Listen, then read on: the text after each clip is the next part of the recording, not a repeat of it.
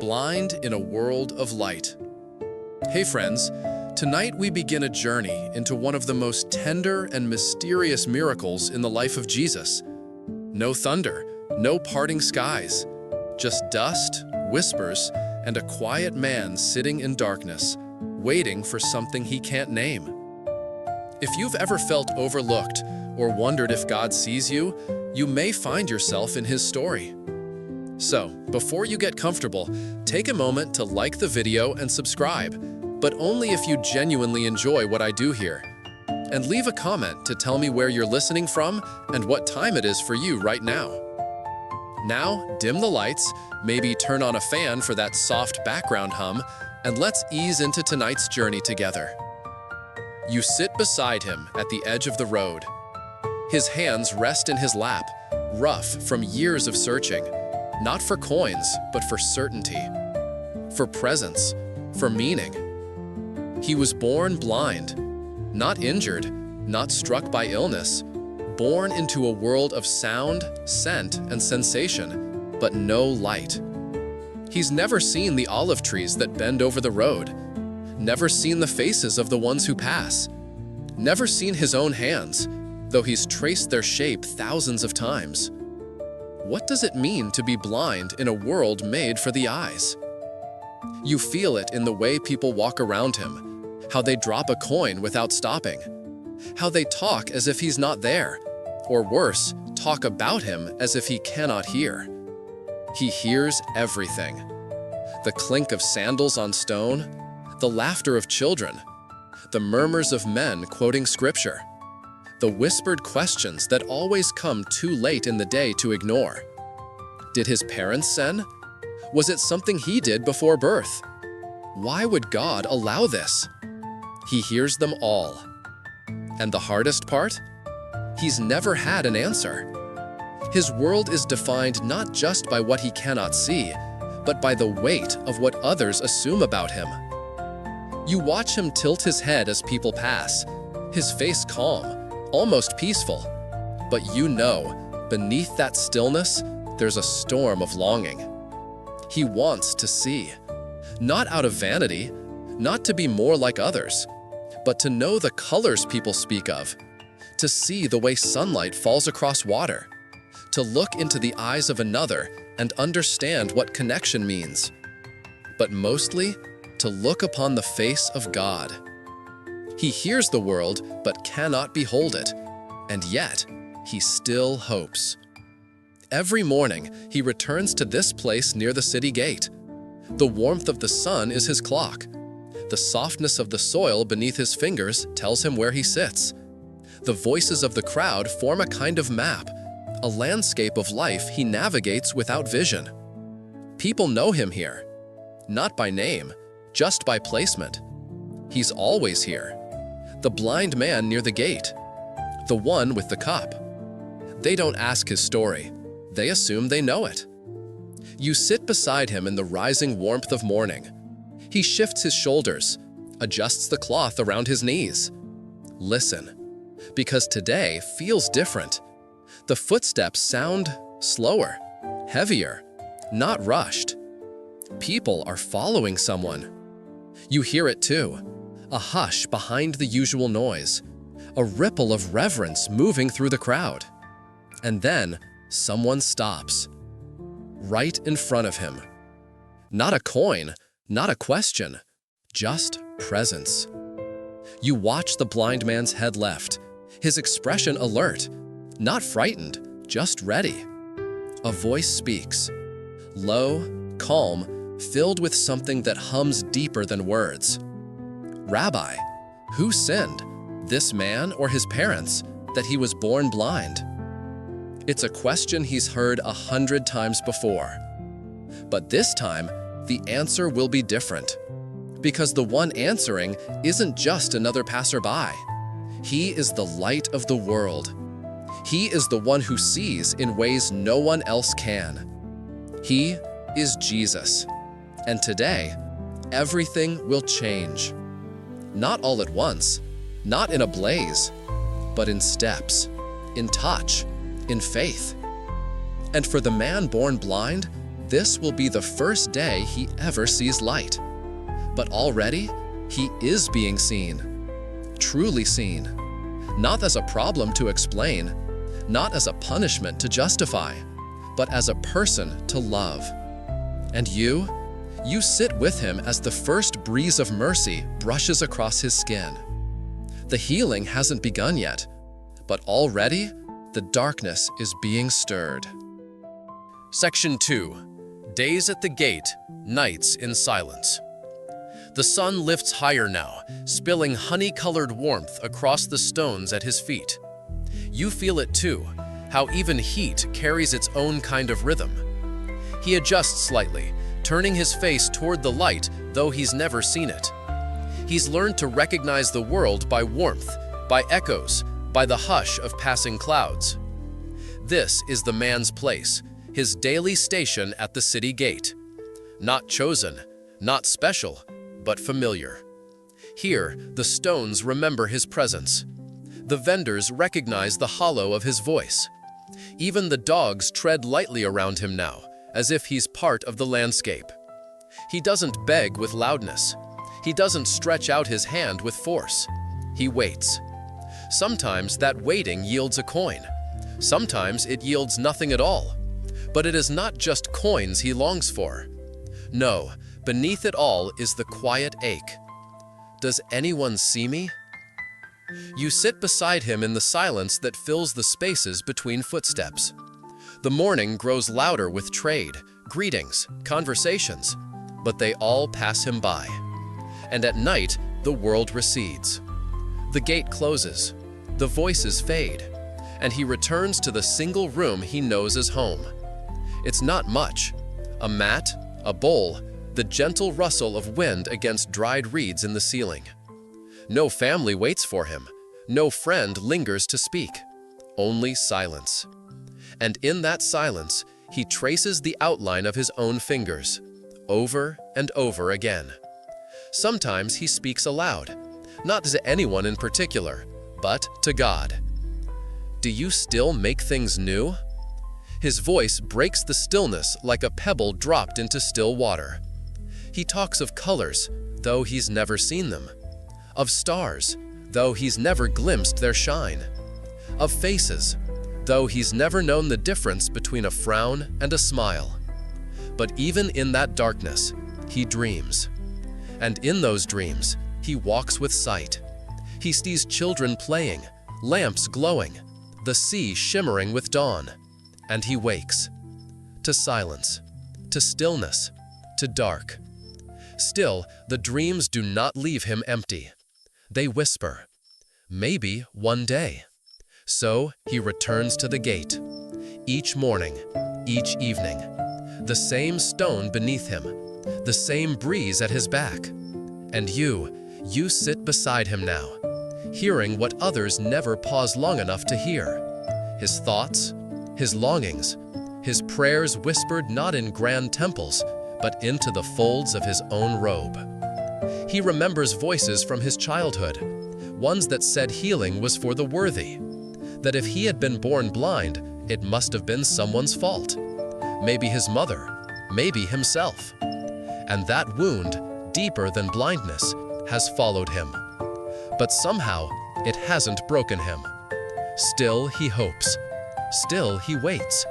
And somewhere inside that waiting, a quiet kind of faith is forming.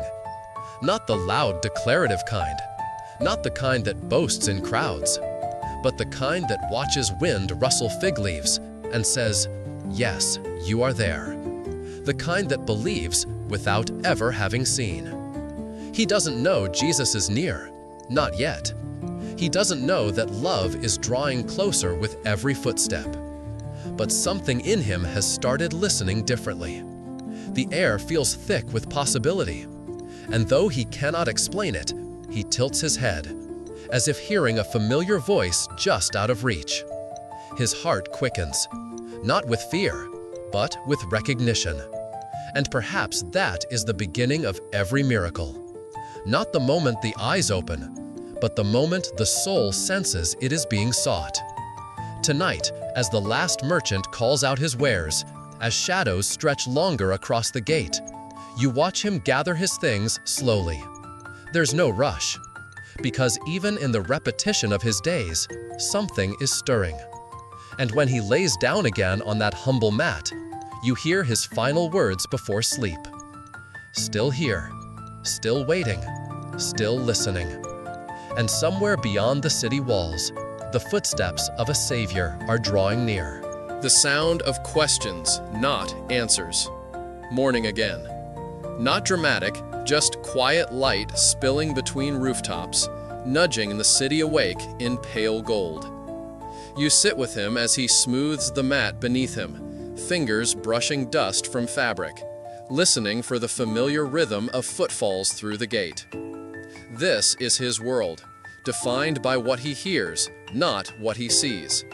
And what he hears, most days, is not kindness. Sometimes it's coins, sometimes it's silence, but more often it's questions. Always questions. But never to him. They ask about him, like he's not there, like he's part of the scenery, like a stone beside the road, worn by time but never truly known. "Rabbi," someone whispers one morning, "who sinned, this man or his parents, that he was born blind?" You've heard it before, so has he. It's the question that follows him like a shadow. Whose fault is this? As if his condition must be a punishment, as if the pain must trace back to guilt. You see the way his shoulders stiffen, just slightly. He doesn't reply. He never does. Because no one expects an answer from him. They ask God about him, but never invite him into the conversation. And he's learned, silence protects him more than words ever could. But still, it stings. He wonders, late at night when the world goes quiet, did his parents weep the day he was born? Did they feel joy or shame? Did they pray for a different outcome? And most painful of all, did they ever blame themselves? You sit beside him in the ache of those unanswered thoughts. The world has built a narrative around him, a story of sin, consequence, and isolation. But he doesn't feel like a lesson. He feels like a man, a soul, a longing. Yet the crowd sees a riddle, a puzzle, a theological problem in human form. You imagine how it must feel to carry not just blindness, but accusation, to live as a question rather than a person. And so, day after day, he sits, not just in darkness, but in the weight of assumptions. What would you have done standing there? Would you have asked the same question? Would you have looked past him or at him? The people mean no harm, perhaps. They're just searching for meaning. But in their search for truth, they miss the heart right in front of them. And then, one day, the question is asked again. But this time, the man hears a voice answer, and it is different. Steady, gentle, alive with something deeper than reason. Neither this man nor his parents sinned, the voice says, but this happened so that the works of God might be revealed in him. You both freeze. His breath catches, because that is not the answer anyone ever gave before. Not punishment, not shame, but purpose. So that the works of God. The man tilts his head toward the voice, drawn like a tree toward light it's never felt before. This voice doesn't dissect him. It sees him, not as a symbol, but as a soul. You sense something awaken inside him, not certainty yet, not hope even, but curiosity. And that, sometimes, is how grace enters. The voice continues, speaking of light, of day and night, of doing the work of the one who sent him. But the man barely hears the rest, because already that first sentence is blooming like a seed dropped into rich soil. He was not forgotten. He was not cursed. He is, somehow, chosen, even in his blindness, even in his waiting. And you feel it too, a turning in the air, a stillness before the wind shifts. Because when Jesus answers a question, he doesn't just explain. He restores, he rewrites. And something is about to change.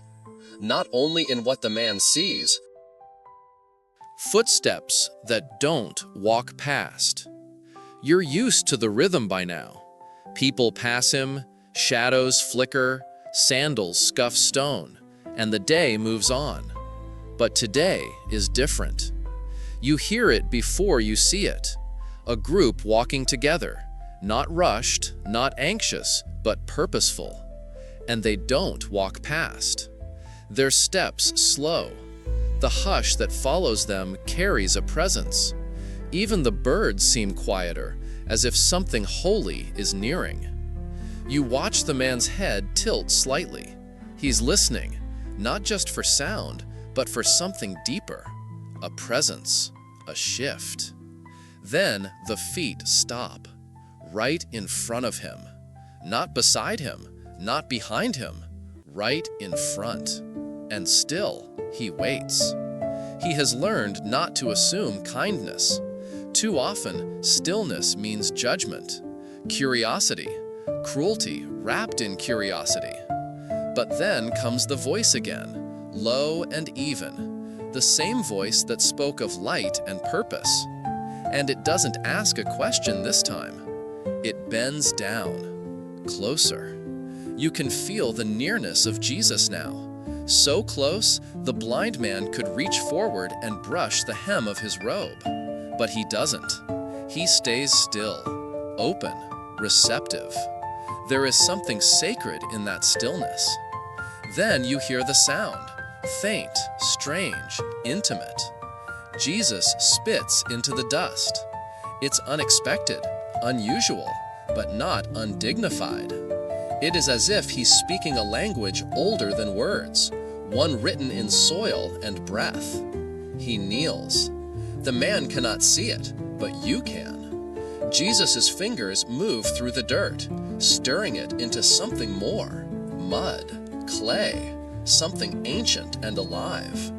There is no crowd cheering, no angel singing, just Jesus, stooped low in the dust, making something holy out of the most common substance. It feels like Genesis again. From dust he formed man, and now, again, from dust he prepares to restore. You watch as he lifts his hands, mud clinging to his fingers. He leans in closer. The blind man doesn't flinch. He has nothing to fear from this presence. Jesus reaches out, and with that same careful stillness, he touches the man's eyes. The mud cools on his skin, gentle pressure where there had only ever been darkness. It's not magic, it's not dramatic, it's tender, deliberate, intimate. You watch the man breathe in, a long, slow inhale, as if part of him knows this moment matters. And you wonder, what would it be like to feel Jesus' hands on your deepest wound? No loud declarations, no spectacle, just his touch. In the silence that follows, you hear your own heart beating. Jesus speaks. "Go," he says softly, "wash in the pool of Siloam." The blind man nods, not because he understands, but because something in him trusts. It is a faith without evidence, a yes without guarantees. You and he both rise, not running, not hesitating, just walking. The mud dries slowly on his eyes. Each step is both familiar and strange.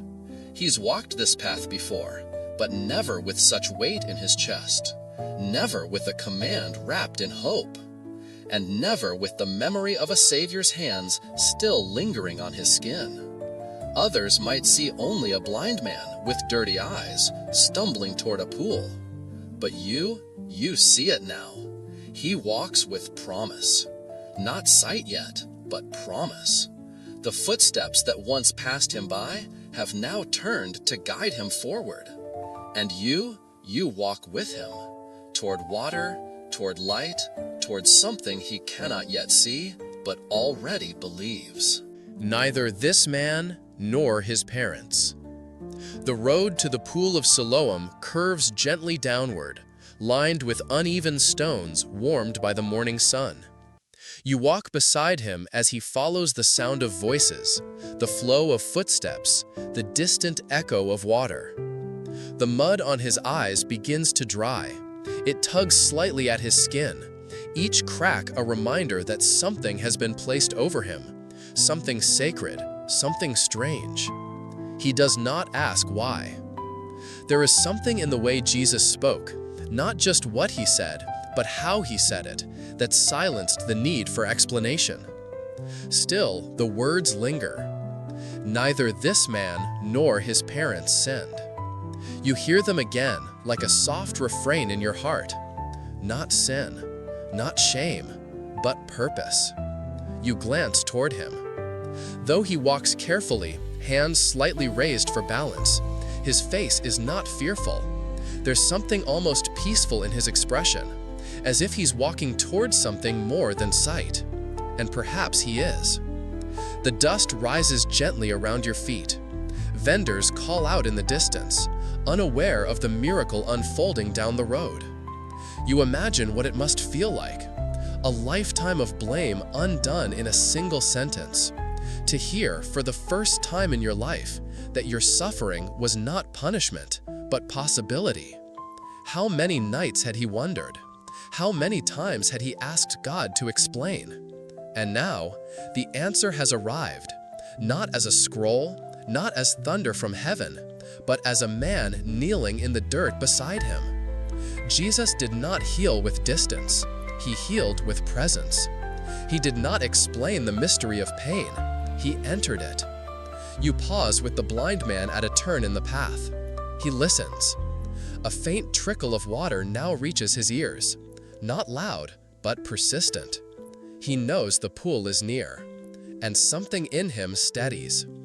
You remember the way Jesus said it. This happened so that the works of God might be revealed in him, not despite his blindness, through it. What kind of love sees brokenness as a doorway for glory? The kind that kneels, that touches mud to skin, that speaks life over shame. You feel a breeze move through the narrow street. It carries the scent of olive branches, the coolness of stone, and something else. Possibility. Hope is not loud. It doesn't shout. It moves like this, through cracked earth, through soft instructions, through the quiet obedience of a man with no vision, walking toward water. And you wonder, what parts of your life carry the weight of questions? What wounds have you feared were your fault? What if they too are places where God is waiting to reveal something holy? The pool of Siloam appears ahead, a quiet basin fed by ancient springs. People move around it, drawing water in clay jars, washing their feet, filling the silence with conversation. Section 6. Crowds form, roads fill. The moment her fingertips brush the hem of his robe, time slows. Not in the dramatic way the world imagines, but in that deep, soul-stilling way where silence becomes holy. You feel it too, like the hush before a soft rain, like the quiet in a room when a newborn breathes for the first time. She doesn't cry out. She doesn't fall to her knees. There is no flash of light, no thunder, just stillness. And then, the pain is gone. Gone. The ache that pulsed beneath her ribs for over a decade, the heaviness she carried through each dawn and dusk, vanishes like morning mist in the warmth of sunlight. She knows it before her mind can make sense of it. Her body knows, her spirit knows, and she freezes. Because this healing, this holy reversal, it's not imagined, it's not symbolic, it's real. You look at her, and she is no longer bowed. Her posture eases, her jaw unclenches, her breath, deep, free, fills her lungs without effort, as though she's taken her first true breath in years. But her joy is fragile. sheltered under the fear of being seen. She wants to melt back into the crowd, disappear with her miracle tucked silently in her heart. And yet, that's not what happens. Because just a few steps ahead, Jesus stops. Mid-stride, mid-conversation. The crowd presses forward, but he halts. He turns, slowly, and the people hush. You hear him ask the question, simple and calm. Who touched me? It's not an accusation, not a rebuke. It's an invitation. The disciples glance at one another, puzzled. One of them chuckles nervously and says, "Master, the crowds surround you. Everyone's touching you." But Jesus doesn't move. His eyes scan the crowd with gentle purpose. And she knows. She knows he knows. Not just that someone touched him, but that she did. She tries to shrink into the folds of the crowd, but something within her, stronger now, clearer, won't let her run. He felt power go out from him, he said, and she felt it enter her. Two currents meeting at the edge of a garment. Two realities intersecting in one holy touch. You watch her tremble, not from pain, but from awe. And from the deep fear that maybe she's overstepped. Maybe she's taken something she didn't deserve. Maybe he'll undo what's just been given. Still, he waits. He doesn't look impatient, or confused, or upset. He looks expectant. As if he's waiting not just to know who touched him, but to see her. To draw her out from hiding. You feel her step forward before she even moves. Her body stills, her fingers loosen, and then she takes one step, then another, until she stands just within his gaze. The crowd watches. No one speaks. She bows low, knees pressing into the dust, head bent. And in a voice that barely breaks above a whisper, she tells him everything. Not just that she touched him, but why. What she believed, what she tarried, what she feared, and what happened the moment she reached for him.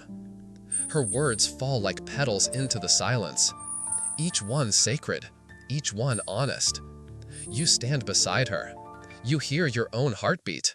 And then he speaks. Only a few words, but they gather her like arms around the soul. Daughter, your faith has made you well. Daughter, not stranger, not woman, not unclean. Daughter. You see it wash over her like rain after drought. The kind of name that restores more than health. The kind that speaks to belonging, to identity, to love. He doesn't ask her to explain her past. He doesn't question her worth. He simply calls her healed, and his. He adds one final word, go in peace.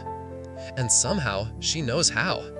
She knows how to walk now, not as the broken one, but as the beloved. The crowd parts, not from fear or dismissal, but as witnesses. Witnesses to a quiet miracle that unfolded not with shouts, but with a whisper and a touch. You follow her as she steps away, a little straighter now, a little steadier. And though the road is full of people, she feels for the first time in years that she belongs among them. She doesn't need to touch him again, because something in her has already changed. Section 7, called Daughter at Last.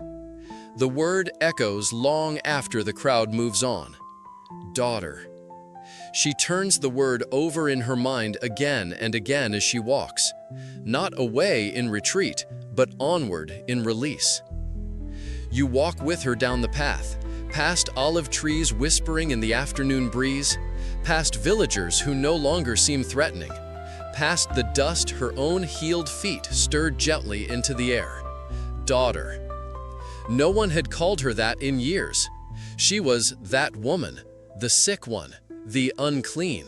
But now, she was known, named, claimed. Daughter. Not a title she asked for, not a label handed down by others. It was his word. Spoken once, but reverberating through every hidden place in her heart. You glance at her and see how the curve of her shoulders has shifted, how she stands taller, how her face seems more open to the light. Something deeper than healing has occurred. This was not just a body mended. This was a soul restored.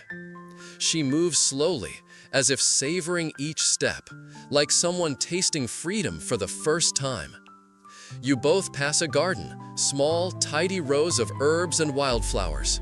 She pauses, crouches, runs her fingers lightly across the lavender. She smiles.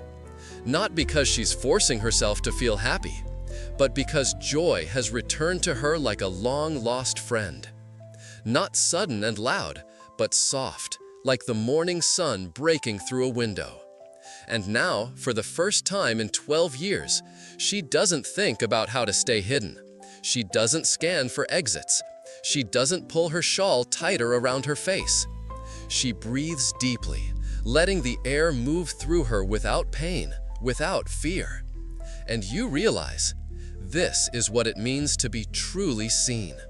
To be called not by your sickness, but by your place in someone's heart. Daughter. That one word spoke what years of suffering tried to silence. You belong. You are part of something again. You are family, loved, whole. She walks through the village and people look, but now she meets their eyes. She isn't trying to prove anything. There's no announcement, no performance. But her presence speaks volumes. And some who knew her, who'd averted their eyes for years, now turn toward her, blinking in quiet awe. She passes two women at a well. One gasps, whispering her name. The other stares, her jaw half lowered. They remember, they see, they wonder. But she just nods, gently, and keeps walking. Because the healing wasn't just physical, and the miracle wasn't just the ending of pain. It was the breaking of the silence, the reclaiming of her name, the arrival of peace where shame once ruled. You walk with her as the sun dips lower. Children chase one another through narrow lanes. Goats bleat.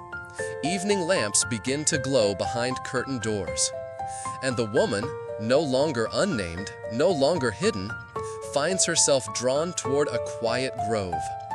She sits beneath an olive tree, knees drawn up, arms around them, face turned skyward.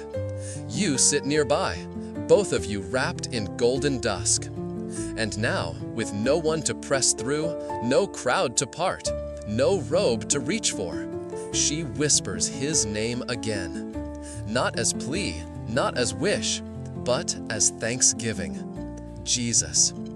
You wonder, how many others did he call daughter? How many hidden lives did he restore with a single word? And you remember, he didn't just stop for her. He turned for her. He spoke to her. He saw her. And he called her his. Peace isn't always found in still waters or quiet hills. Sometimes it finds you in the center of a crowd, when a heart that never stopped hoping finally dares to reach. And what a reach it was. She touched the edge of his robe and found herself fully known. The silence after healing. The next morning, the world seems unchanged, and yet to her, everything feels reborn. Birdsong still rises over the rooftops. Vendors still call out prices. Children still chase one another through sunlit alleys. But within her, a stillness has taken root. Not emptiness, but peace. You walk with her again as she steps outside. There is no hiding now. No slow wait behind corners. No calculated glances to avoid the judgment of others. She walks into the morning like someone arriving home. It's almost strange how ordinary the day appears. No one heralds her miracle. No temple bells ring in celebration. The sky doesn't break into song. And yet, isn't this the greater wonder? That healing can be so quiet, so personal, that only your own soul hears the celebration? She runs her fingers along the wall near her gate. a wall she once leaned against while gasping through pain. Today, she touches it simply to feel the stone beneath her palm, to remind herself she's still here, still whole, still free. She goes to the well at mid-morning, not early, not hiding, when the other women are there.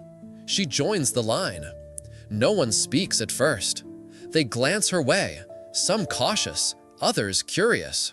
And then, one woman steps forward, hands her the jar she was holding. A simple gesture, no words, but you feel it. Acceptance. Slow, tentative reconciliation. She takes the jar, fills it, smiles, and for the first time in what feels like forever, she stays a while. She listens to their stories, shares small laughter, mentions a recipe for lentils that her grandmother once taught her. No one asks what happened that day, not directly, but one woman leans in, softly, almost reverently. Was it true? Was it really him? The woman nods and places her hand gently over her chest. That's all she says. That's all she needs to say. You sense it then, a sacred kind of silence shared among those who believe, the kind of silence that holds awe. She returns home differently. She doesn't rush, doesn't retreat. The wind brushes lightly across her skin, and she allows herself a small, full smile. Inside, she sits by the window, not curled inward, not hidden in shadow. She opens the shutters wide and breathes. This quiet day after the miracle is its own kind of grace, because healing doesn't always lead to a parade. Sometimes it leads to a cup of water sipped slowly, to bread kneaded with patient hands, to walking through familiar paths without pain. She picks herbs from her garden, ties them into small bundles, hums softly as she works. The song is one she hasn't sung in years. You don't recognize the words. Maybe no one does anymore. But it rises from her like spring water returning to the surface. You sit with her as dusk approaches. A neighbor knocks softly on the door, an older woman needing help lifting a water jug. She answers, smiles, follows. No hesitation, no self-protection, just presence. As you walk back, the air carries the first scent of olive smoke and stew. Evening settles like a cloak over the rooftops. And you realize something profound. The miracle did not only happen when her bleeding stopped. It happened in every moment since. In each breath she took without fear. In each step she made without shame. Peace was not just granted. It was chosen again and again. And maybe that's what healing really looks like. Not always loud, not always witnessed, but true, quiet, holy, enduring. She lights her lamp as the stars begin to blink away, one small flame against the darkness. But isn't that always how it begins? The edge of the crowd was enough. You sit beside her in the fading light, her lamp casting a warm circle on the clay floor. She's not speaking, but her silence is different now. It's not the kind that once wrapped her in sorrow. It's a silence full of reflection, soft like the hush of evening after a long-awaited rain. She holds a piece of fabric in her lap, simple, frayed at the edges, a shawl she once used to hide her face from the world. Now she folds it gently, presses it to her heart, and sets it aside. You wonder what she's thinking, but somehow you already know. She's remembering that moment, not the moment of healing alone, but the choice before it, the trembling risk of stepping into the crowd. Because that was where the miracle began, not in the touch itself, but in the decision to try, to hope, to move. She didn't demand his attention. She didn't cry out, didn't ask for permission. She reached, quietly, humbly, from the edge. And that was enough. You let the stillness of the room hold space for that truth. That sometimes you don't need to stand at the center. You don't need to shout the loudest. You just need to believe that even from the margins, God sees you. She never expected to be noticed. She just wanted to brush the fringe of something holy. And still, he turned. Still, he knew. Still, he called her daughter. You glance at her now, how her fingers rest calmly in her lap, how her breathing flows in gentle rhythm with the flickering light. And you ask yourself, what have I hesitated to reach for? What healing have I feared to seek simply because I thought I didn't belong at the center? She didn't wait to be invited. She didn't wait to be worthy. She moved with a faith so quiet it almost went unnoticed. Almost. But heaven noticed. Jesus noticed. And in turning toward her, he turned toward all of us who have ever felt unseen, unworthy, too broken to step forward. You feel that invitation linger in the air even now. To come as you are. To reach, not with perfection, but with faith. Even if all you can manage is the edge of his robe. She stands again, walks to the threshold of her home. The moon is full above the rooftops, and the village rests in calm and sleep. She doesn't step out this time. She simply watches, content, grounded. There is no urgency now, no ache to chase or silence to battle. There is only presence and gratitude. You listen to her heart speak through the quiet. He saw me. He heard me. He healed me. And more than that, he loved me. The crowd moved on. The road is empty now, but she remains, whole, seen, free. And you remain with her, in the stillness that holds more weight than the crowd ever did. At the edge of the moment, faith was enough. Section 10. When hope walks beside you. The night deepens, but it does not feel heavy. You sit beside her in the quiet glow of the oil lamp, its flame dancing in the slow rhythm of her breathing. She doesn't speak, not out of hesitation, but because words are no longer necessary. Some truths settle best in silence. Hope, once distant and fragile, now walks beside her. Not as something she chases, but something that has chosen to stay.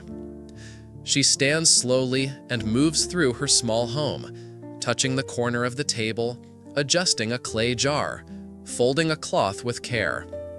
Ordinary acts. But tonight, they are different, because she performs them not in weariness, but in restoration. Her limbs no longer tremble with pain. Her strength no longer leaks away like water through cracked stone. She is whole. And every act now, no matter how small, is a declaration of that truth. You follow her outside into the cool hush of midnight. The stars above shine clearer than you've ever seen. The village rests, wrapped in sleep. Even the animals have stilled. And beneath that vast sky, she does not feel small. She feels known. She remembers how far she's come. The years of hiding, of longing, of disappointment wrapped in prayer. And she remembers the risk. Because faith is never easy. It often comes clothed in risk, in vulnerability, in steps that make no sense to those watching from the outside. But hope had whispered that day, and she had listened. You wonder, what if she hadn't? What if she had stayed home, afraid of being seen, afraid of being shamed one more time? Would she still be whole? Would she still be here, under these stars, feeling peace soak into her bones? She looks at her hands, those same hands that reached forward, trembling, toward the hem of his robe. They look the same, but they carry something new. Confidence, memory, blessing. She closes her eyes and stretches her arms slightly to the sides, not in surrender, but in welcome. To the breeze, to the night, to the new life unfolding before her. It would be tempting to think the story ends here, in the healing, in the quiet victory. But healing, Real healing always begins a new story, one that continues long after the miracle, one that asks, "How will you live now, beloved one, now that you are free?" She turns back toward her home, and you walk beside her. There is no need to speak. The answer is already blooming in every step. She will live as one seen. She will live as one loved. She will live as one who once whispered his name in pain and now sings it in peace. Inside, she sits again by the window. The moonlight slips through the open shutters, casting soft shadows across the walls. She doesn't pray aloud, but you know she is praying. A prayer of thanks, a prayer of wonder, a prayer for the ones still reaching, still waiting at the edges of their own hope. You look at her and see it clearly. She is no longer the sick one, no longer hidden, no longer forgotten. She is daughter, she is healed, she is whole. And hope, gentle, faithful hope, walks beside her still. More than just eyes. He rises slowly, his hands pressed to his chest, as if steadying a heart that's just been given new rhythm. Jesus stands before him, no longer just a healer, but something deeper, something eternal. You walk beside them as they move through the quiet street, dust curling at their feet, shadows stretching long in the late afternoon light. Though no words are spoken for a while, the silence between them is full of understanding, full of grace, full of a presence that says, "You are not alone anymore." As they walk, people watch from thresholds, eyes wide, some with awe, some with fear. The man doesn't flinch. For the first time, he sees them seeing him, and it no longer crushes him. He is no longer that beggar, no longer the pitied one, the background figure in other people's stories. He is whole, and he knows it. Jesus glances toward him. The man meets his gaze easily now, not as a questioner, but as someone who has been answered. Then Jesus speaks, softly, but every syllable rings clear. "You've been given sight, but let your eyes not only see light, let them seek truth." The man nods, not just out of agreement, but understanding. For he has begun to learn that sight, real sight, goes far beyond the surface. He remembers the days in darkness, how sharp his ears had become, how his hands had learned the shape of every wall, every path, every passing footfall. Now, with vision, he is not merely gaining, he is exchanging. The familiar world of sound and feel has become a realm of color and motion. It is overwhelming at times. He says as much, and Jesus smiles gently. "There is no rush," he says. "Vision unfolds slowly, like morning." You turn your face upward. The sky above is streaked with pink and amber, the kind of sky that feels like a whispered promise. You realize not all miracles are sudden. Some bloom over days, even years. What Jesus gave in one moment, the man will spend a lifetime receiving. They pass a fig tree, its branches heavy with fruit. The man touches a leaf, examining the veins that run like roads across its surface. "It's more than I imagined," he says, and then, after a pause, "Everything is." Jesus stops beside a stone well. He places a hand on its edge, then looks toward the man again. "Let your new eyes serve your new heart," he says. "See the poor, see the broken, see those still sitting in shadows, and remember them." The man nods again. "I will." And you know he means it. You can already see how he watches others, not just noticing, but recognizing, as if their pain speaks a language he remembers well. He kneels beside the well, scoops water into his hands, watches the way the sun dances across the surface. "This," he says softly, "is mercy." And it is. Not just water, not just healing, but mercy that met him when he could do nothing to earn it.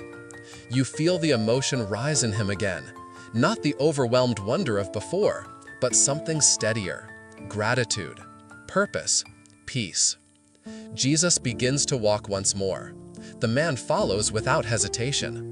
And you know, he is not just following out of gratitude. He is following because he believes. Because the one who opened his eyes has also opened his soul. You glance at the man one more time as the road stretches ahead.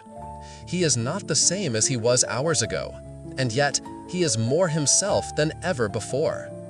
That is the beauty of what Christ gives. He does not erase us. He restores us. He does not replace our stories. He redeems them. And the man once known only by his lack now walks in fullness, with sight, with faith, with joy that sees farther than the eye ever could. Section 12. The road behind, the path ahead. As the day unfolds, warm and open, she finds herself drawn to the edge of the village, the place where that crowd first gathered, where the dust stirred with anticipation, and where her story turned quietly toward the divine. You walk with her there, retracing the steps. The road is quiet now. No press of bodies, no murmur of voices, just wind whispering through tall grasses and the occasional rustle of birds in the trees.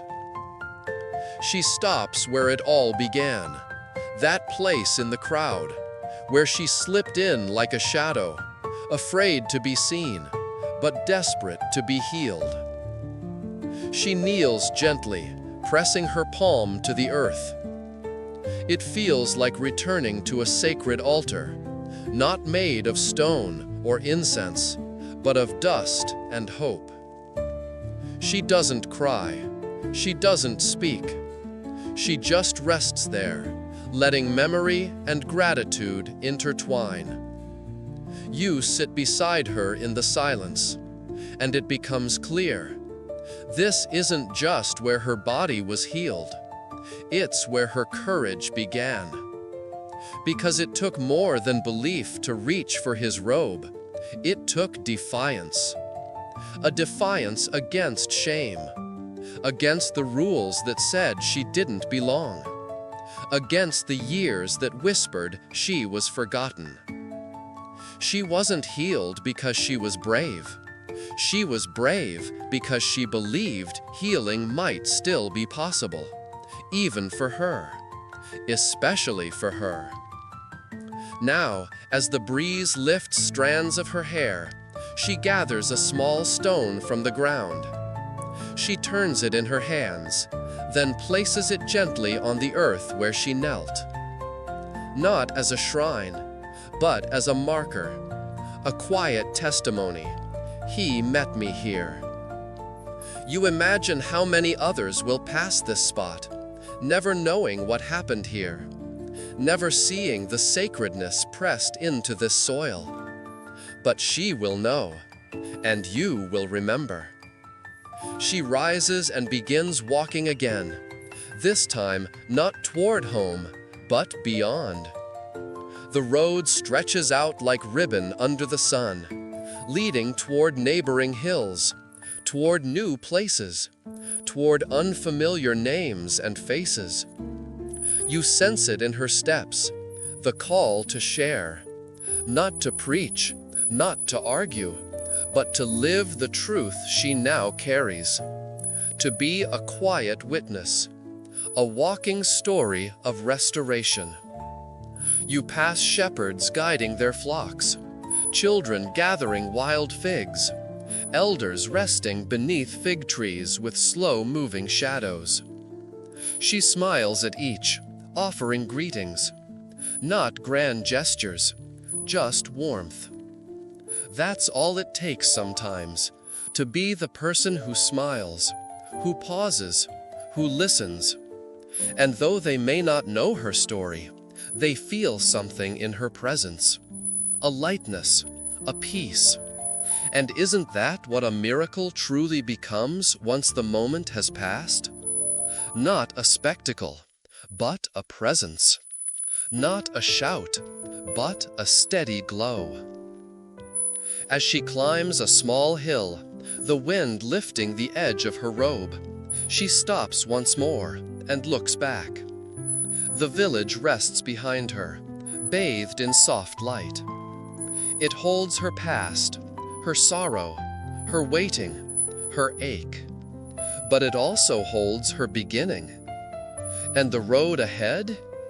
It holds what her healing was always meant to unlock, the rest of her life. You stand beside her, looking forward into the quiet stretch of path before you. And you realize the miracle didn't just give her back her health. It gave her back her future. Section 13. A future made of light. You walk with her as the path widens, curving gently through low hills where olive trees stand like quiet witnesses. The air is filled with the hum of bees, the warmth of the afternoon sun resting softly on your shoulders.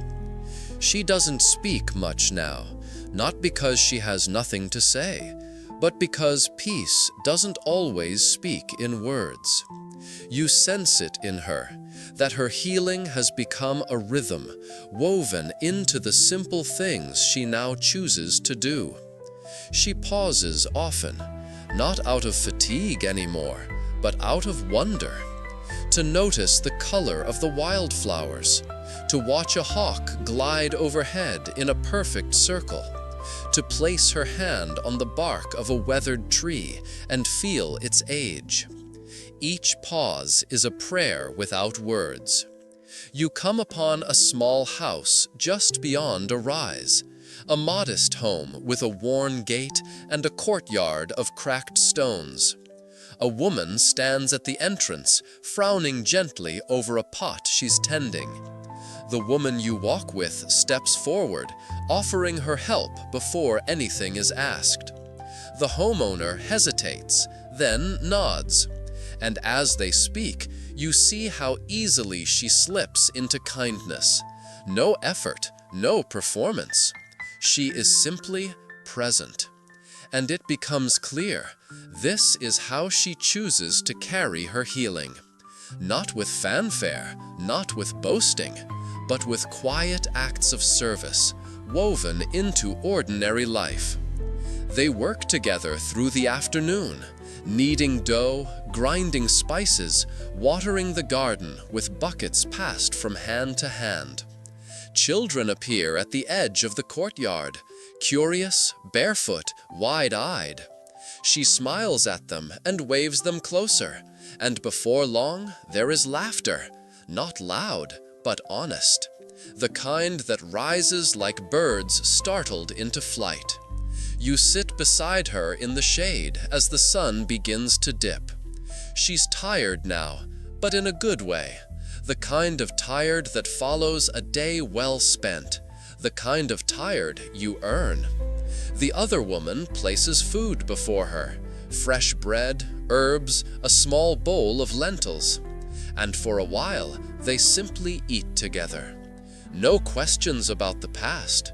No probing into pain. Just shared silence, shared peace. And you realize this is how her miracle keeps moving. Through each meal shared, each story exchanged, each act of presence that leaves a gentle imprint. She doesn't need to carry scrolls or speak in parables. She is the parable now. Her life, a story of reaching, of faith, of healing, ripples outward in quiet waves. After the meal, she walks to the edge of the nearby field, golden in the early evening light. The wind stirs through the tall grass. She closes her eyes and lifts her face to the sky, and the expression there is one you'll never forget. Peace, gratitude, freedom. 12 years of pain did not define her. 12 years of waiting did not diminish her. And one moment, one gentle, trembling touch did not just change her condition. It changed her identity. She no longer carries the name the world once gave her. She is not the bleeding woman. She is not the unclean one. She is not even just the healed. She is beloved. She is whole. And now, she is a woman with a future made of light. Section 14. The story she now tells. As the stars begin to scatter across the evening sky, you find yourself seated beside her once again, this time near the edge of a small gathering. There are maybe 7 or 8 people, sitting on low stones and baskets, their faces glowing in the firelight. Children lie half asleep in their parents' laps. A woman braids her daughter's hair. Someone hums a tune, slow and ancient. And then, softly, someone asks her, "What happened that day with him?" She doesn't answer right away, not because she's reluctant, but because she's searching for the right way to hold such a sacred memory. You watch as she looks into the fire. The flames flicker gently, like they're listening too. Then she speaks, not like a teacher, not like a prophet, but like someone remembering love. "I was tired," she begins quietly, 12 years tired. No one interrupts. Even the night seems to hush. "I had spent all I had, chasing answers, trying to be fixed, trying to be worthy of being among people again." You feel her words settle over the group like a warm shawl. But no one could help, and eventually, people stopped trying. I became the one they pitied or avoided. She pauses, and you see it, how gently she's holding her past. Not hiding it, not shrinking from it, just placing it where others might understand. And then, she continues, "One day, I heard he was coming, and something rose in me. Not desperation, I had already lived with that." Her voice softens further. "It was something quieter. Hope, the kind that makes your hands tremble." A child sits up slightly, eyes wide. "I didn't want to stop him. I didn't want to be seen. I just thought, if I could touch even the edge of his robe." Her eyes glisten in the firelight, but there are no tears of sorrow, only wonder. "And I did, just a brush of my fingers across the fabric." She opens her hand slightly, as if reliving the moment. "And something in me shifted." She touches her heart gently. "I knew it before he turned around, before he asked who touched him, before he called me daughter." The word lingers. The listeners lean in closer. "And he didn't shame me. He didn't rebuke me. He gave me something no one had given me in years." Her gaze lifts from the fire. A name, a place, a peace. The circle stays silent, wrapped in reverence. And then the woman beside her places her hand over hers. Not as an answer, not as a question, just as connection. Because now they've heard it, not just the miracle, but the heart behind it.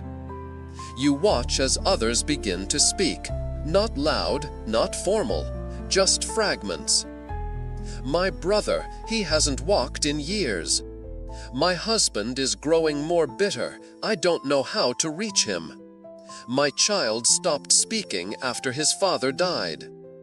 And to each one, she doesn't offer advice. She doesn't promise results. She simply listens and says softly, "He sees you too." Not maybe, not if you believe hard enough. Just truth, offered gently like cool water on a warm night. She doesn't carry the authority of priests or scholars, but her presence holds something they all trust. She has touched him, and she remembers what it was like to feel forgotten. That makes her story sacred.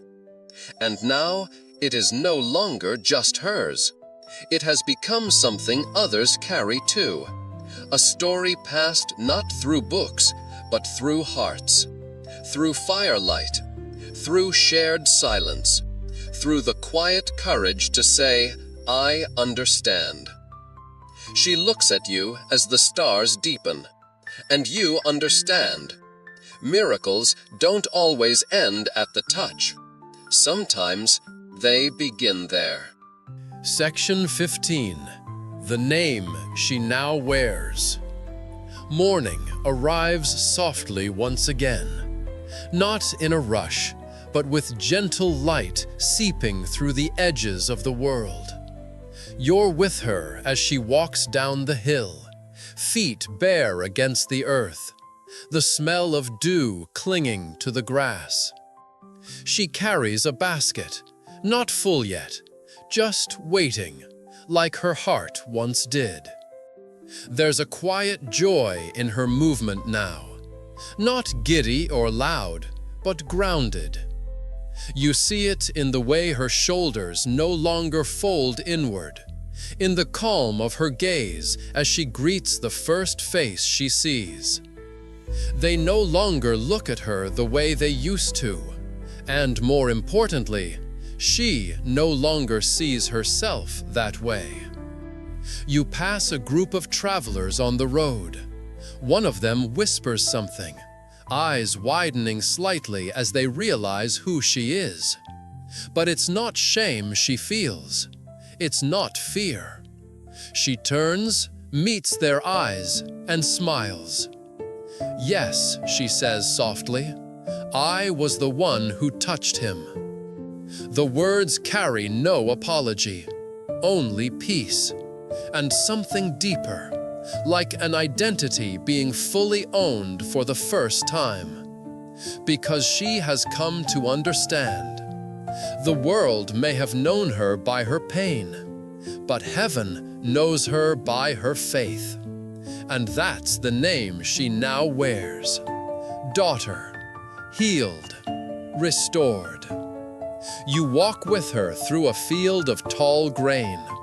She trails her fingers along the stalks, each one bending slightly at her touch.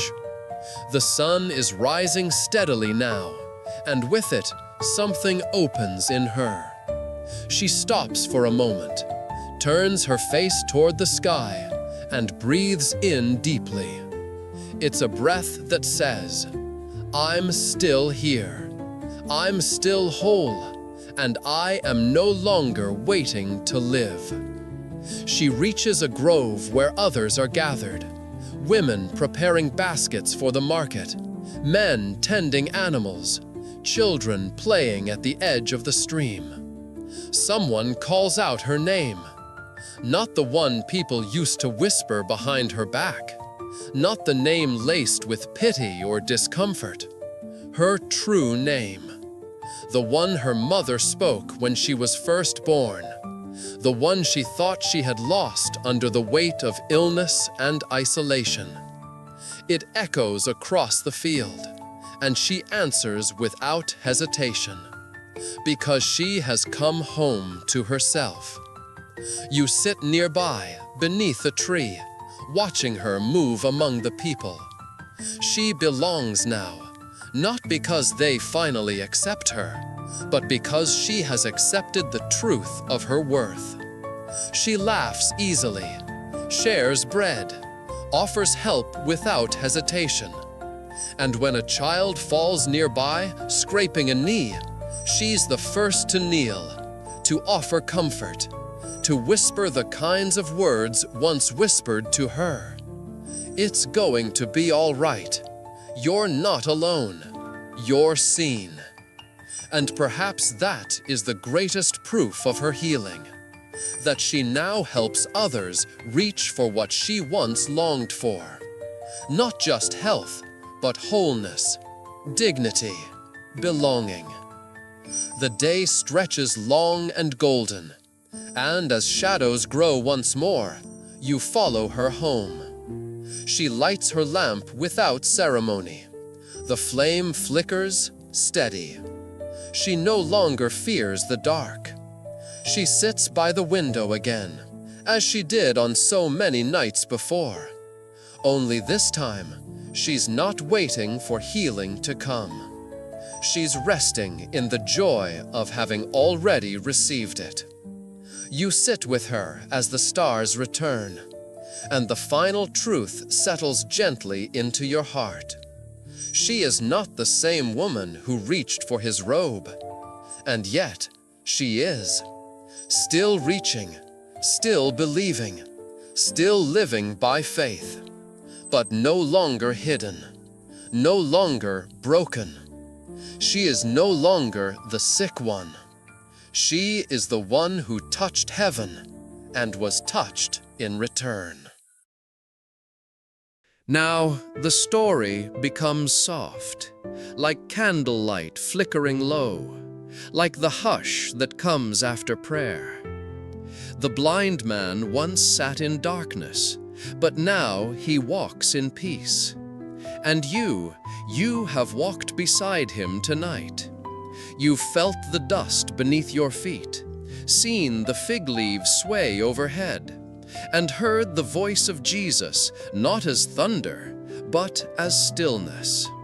Let that stillness settle in your chest.